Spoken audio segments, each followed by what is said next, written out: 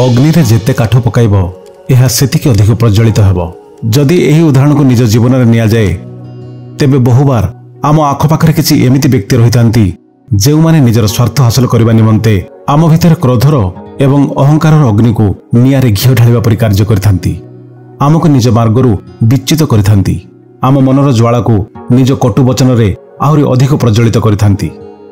आउ जेतेबेले आमे सेही नियारे क्रोध और अहंकार रे जलिबा समय रे सेही लोक सेही नियारे निज हाथ सेकितांती।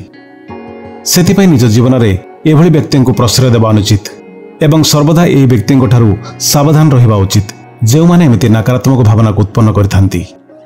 कारण जेबे आम भितरे क्रोध और अहंकार अग्नि बढ़ी जाए तेबे यह केवल आमर नुह अन्य मानकर भी विनाश करिथाए। नीति मोर, नियति आपणकर।